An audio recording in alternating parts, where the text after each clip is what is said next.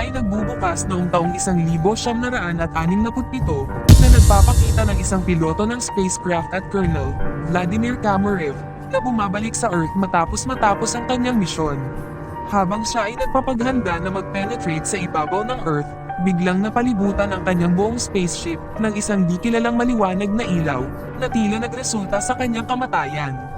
10 buwan sa paglalakbay, ang tripulasyon ng Ulyss spaceship ay umabot sa orbita ng Mars. Bago simulan ang proseso ng paglanding, pinag-uutos ni Captain Martin Najak ang AI assistant ng barko, si Irene, na tiyakin ang lahat ng mga setting ng sistema. Sa isang pagpupulong ng team, ibinunyag ni William kung paano niya inilaan ang 4 na taon sa paghahanda para sa paglalakbay na ito at inialay ang halos lahat ng kanyang pera. Gayunpaman, isang Amerikanong kumpanya na tinatawag na Zillion ay tila naunahan sila dahil nakarating sila sa Mars 2 linggo na ang nakakaraan. Gayunpaman, wala pang natanggap na komunikasyon ng Earth mula sa Amerikanong tripulasyon, maliban sa isang babala sa video ng huwag pumunta sa Mars. Ang babalang ito ay nagdulot ng alitan sa gitna ng mga miyembro ng Ulyss crew, ngunit idineklara ng kapitan na sila ay maglalagay sa lupa anuman ang mangyari.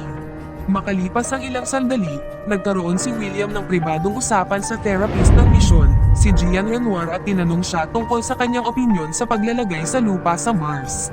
Ipinahayag niya ang kanyang pagtutol sa paglalagay sa lupa dahil sa kanyang paniniwala na pinalala ng 10 buwang paglalakbay ang mapanganib na neurosis sa ilang mga miyembro ng tripulasyon.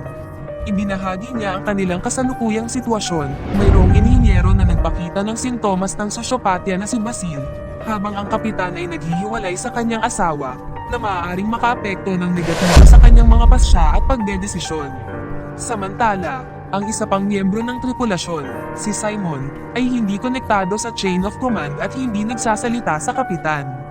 Habang ang crew ay nagpapaghanda para sa paglanding, siniguro ni AI Irene ang lahat ng kinakailangang sistema at natuklasan ng isang problema, hindi nag-uunkapol ang barko mula sa carrier system.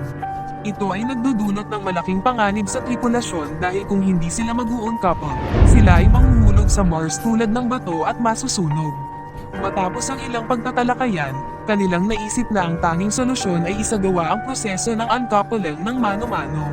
Ang kapitan ay nagboluntaryo upang lumabas at ayusin ang problema. Pagkalabas niya mula sa spaceship, siya ay tumungo sa uncoupling lever at hinayla ito pababa. Ngunit bago siya makabalik, ang spaceship ay nakaranas ng turbulence na nagtapon sa kapitan palabas sa bukas na espasyo. Sa kabila ng trahedya na ito, walang panahon ng team upang magluksa dahil ang barko ay bumabagsak patungo sa ibabaw ng Mars.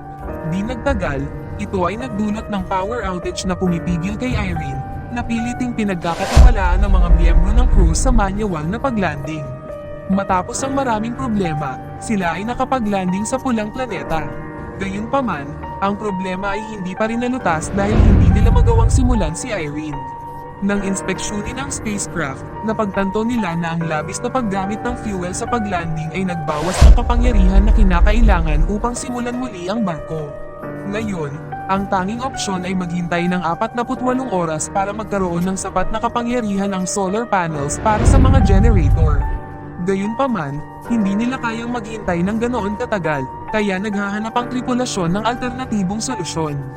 Si Simon, na ngayon ay umako ng tungkulin bilang kapitan, ay nagmungkahi na hanapin ang Amerikanong barko, ang Zillion, at kunin ang kinakailangang kagamitan mula roon. Naalala ni Basil ang energy-saving function ng AI at kaagad na nagsimula ng reboot process, ngunit walang nangyari. Samantala, natagpuan ng kupunan ni Simon ang Amerikanong barko, ngunit ito'y nabangga at lubusang nasira. Sa pagkakita nila na walang makabuluhang material, nagpasya silang bumalik sa kanilang barko. Sa kanilang pag-uwi, nakita nila ang isang lalaking walang malay na nasa spacesuit na may isang kahon sa tabi niya. Habang lumalapit ang tripulasyon upang tingnan siya, napagtanto nila na humihinga pa ito, kaya pinanindigan ni Gian na dalhin siya kasama nila.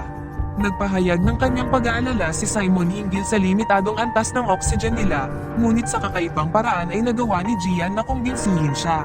Makaraan ng ilang sandali, bumalik si Simon at ang team sa barko, ngunit tumutol ang kanilang kapwa-miyembro ng tripulasyon, si Ian, napapasukin sila, sinasabing 4 na mga survivor ay mas mabuti kaysa 8 bangkay. Laban dito ang iba pang miyembro at nagsimula sila ng argumento sa kanya, ngunit nanatiling matatag siya. Sa gitna nito, nagising ang lalaking walang malay, nakakaiba namang nagbalik sa pagiging operational ng barko, na nag-iwan sa lahat ng naguguluhan. Mamaya, sa panahon ng pagsisiyasat, kinilala ng lalaki ang kanyang sarili bilang Soviet cosmonaut, si Vladimir Kamarev, na naglilingkod para sa pamahalaan ng USSR. Nang tanungin ng tripulasyon ng ilang karagdagang tanong, sagot ni Vladimir ng may tiwala, na nagdudulot ng pag-aalinlangan na baka siya'y nagdaranas ng PTSD at na maaaring sinasabi niya sa kanila ang mga bagay na nakuha ng kanyang utak bago ang traumatisadong pangyayari. Nagpasya sila na ay quarantine siya hanggang sa siya'y makabangon mula sa stress. Sa ngayon, ipinapadala nila ang impormasyon sa Earth upang humingi ng karagdagang detalye. Ilan oras pagkatapos, nakatanggap sila ng tugon mula sa Earth na nagsasabing walang mga Ruso sa Zilhian.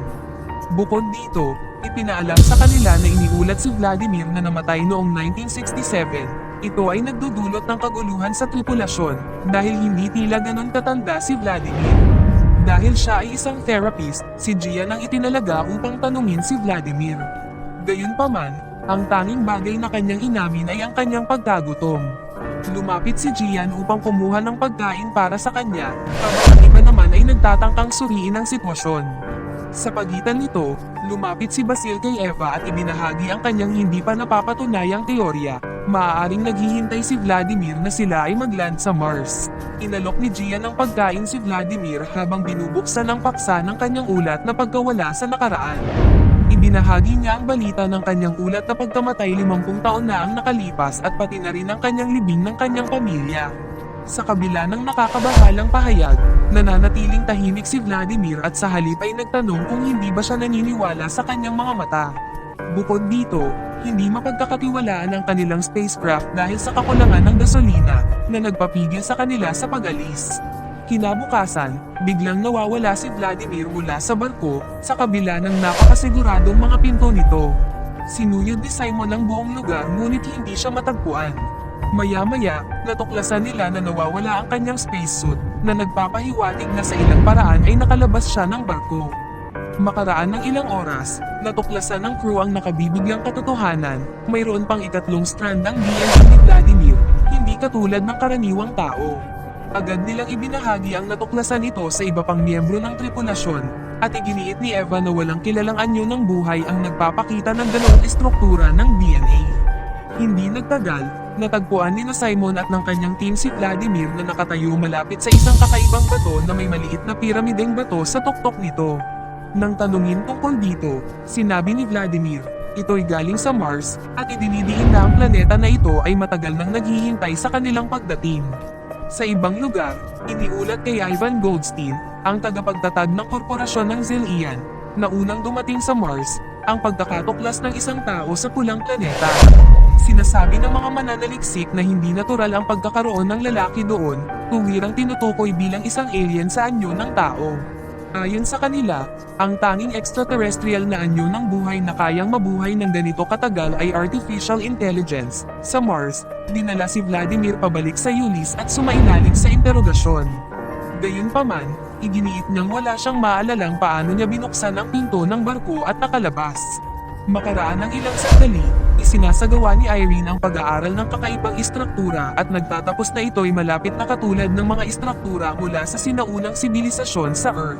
Ito ay nagpapahiwatig na mayroong inspirasyon mula sa sibilisasyong tao o baka naman hiniram ng mga tao ang mga elementong ito mula sa mga labas na nilalang noong nakaraan. Sa gitna ng kanilang mga diskusyon, napapansin ng tripulasyon ang isa pang spaceship na naglalanding sa planeta at inaakala nilang ito'y ipinadala ni Ivan. Punong-puno ng pag-asa para sa kanilang pagliligtas, agad silang sumubok na magpatatag ng komunikasyon sa pamamagitan ng radyo, at sa kanilang kasiyahan, pinatutunayan ng kapitan ng barko na si Ivan na tutulungan sila. Gayunpaman, hindi nagtitiwala si William kay Ivan, kaya't inirerekomenda niyang itago nila si Vladimir mula sa kanila. Bilang resulta, nagbigay si Gian kay Vladimir ng uniforme upang magmukhang isa sa kanilang mga miyembro ng tripulasyon. Maikli lang ang lumipas, dumating sa kanilang spaceship ang dalawang militar, si Lieutenant Colonel Edward Doino at Major Adam Wayne. Buong puso silang tinanggap ni Simon, ngunit ang dalawang armadong tauhan ay nagpakilos ng malamig. Hiniling ni Edward na ibigay sa kanila ang parehong kahon na kanilang nakuha mula sa pagbagsak ng Zillian spacecraft. Nang mag-atubiling ang tripulasyon, sinabi ng mga opisyal na tutulong lamang sila kung susunod sila sa kanilang mga utos. Naiwan na walang masyadong pagpipilian, ibinigay ni William ang kahon, pagkatapos nito ay umalis ang dalawa, anila'y babalik sila ng madali. Sa mga sumunod na pangyayari, sina Eva at Basil ay nag-aaral ng bato na istruktura at natuklasan na ito ay binubuo ng isang alloy na hindi umiiral sa Earth.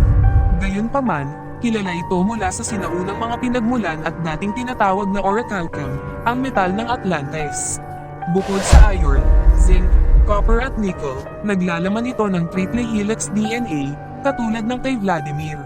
Sa pagtuklas ng impormasyong ito, inirerekomenda ni William na panatilihin nila itong lihim dahil kukunin ni Ivan si Vladimir kung malalaman niya.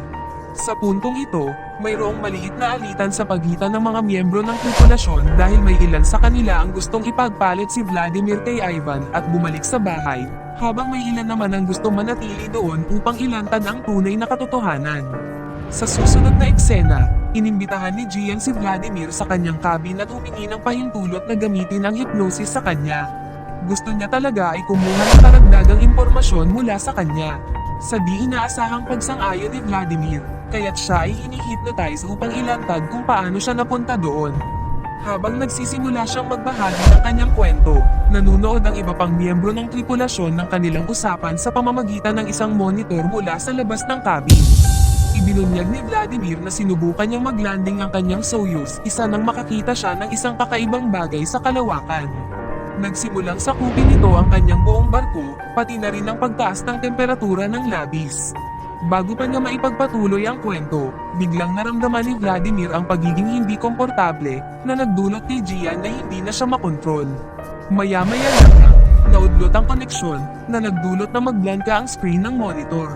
Nag-alala para sa kaligtasan ni Gian, nagmamadali ang mga miyembro ng tripulasyon na pasukin ang cabin upang makita nila na naglalambingan ang dalawa. Sa sumunod na araw, dumating si Gemma at ang kanyang kasamahan na si Alan sa Ulysse. Humingi sila ng paumanhin sa pagpapadala ng militar na tauhan noon, ipinaliwanag ito bilang isang hakbang na pang-atas. Pagkatapos nito, ipinahayag nila ang kanilang pagnanais na tumulong sa pag-aayos ng spacecraft at pagpapadali ng kanilang pag-alis. Sinimulan ni Engineer Alan ang kanyang trabaho, habang si William naman ay nagbibigay gabay kay Gemma sa isang paglilibot sa kanyang spaceship. Sa mga sumunod na pangyayari, habang nakikipag-usap si Gemma kay Simon at Jan, hindi sinasadyang nabanggit niya ang isa sa mga lihim ni William, hindi lamang para sa pagsasaliksik ng planeta ang ekspedisyon. Lumalabas na 4 na taon na ang nakalipas, nagpadala ng ilang mga litrato mula sa Mars ang isang rover papunta sa Earth, na naglantad ng pagdiskubre sa isang STEEL, isang sistema ng pag-iimbak ng impormasyon na maaaring muling isulat. Ito'y nagpapalala ng galit ni Jan at Simon, na saka sumalungat kay William para sa pagtatago ng ganitong malalaking detalye mula sa kanila. Ipinaalam niya na hindi na niya pinagkakatiwalaan si William at itinuturing na itong traidor. Bukod dito, ipinahayag niya na handa siyang lumipat ng panig at sumama kay Ivan sa halip na makipagtulungan kay William. Pagkatapos nito, lumapit si Basil kay William na may kakaibang pahayag, ang DNA ni Vladimir ay gumaganap bilang isang entidad sa pagproseso ng data, na nagpapangyari sa kanya bilang isang nabubuhay na programang computer. Upang suportahan ang kanyang pahayag, ipinapaalala niya kung paano nag-activate si Vladimir ng buong barko sa kanyang pagpasok dito. Sinasabi rin niya na si Vladimir ang responsable sa pagputol ng monitor footage mula sa cabin ni Gian noon. Sa huling bahagi ng araw, pumunta si William kay Gian at ipinakita sa kanya ang ilang mga litrato na natanggap mula sa Mars 4 na taon na ang nakalipas. Ipinahayag niya kung paano nabuo ang mukha ni Gian mula sa mga litrato kapag ini-decipher, ang dahilan kung bakit siya ang pinili niya para sa ekspedisyon. Sa pag-unawa kung paano siya ginamit bilang isang manika niya, nadarama ni Gian ang pagkadismaya at lumayo. Sa huli, habang si Gian ay nasa kanyang cabin, biglang mayroon siyang pangitain ng kanyang sarili sa kanyang tahanan. Sa pangitain, nilapitan siya ni Vladimir, na nagsasabi sa kanya na siya ang tulay sa pagitan ng Earth at Mars, at siya ay naghihintay sa kanya sa libu-libong taon. Sinabi rin niya sa kanya na kinakailangan niya ngayon gawin ang isang mahirap na desisyon at ibinigay sa kanya ang isang coordinate patungo sa isang lugar sa Mars.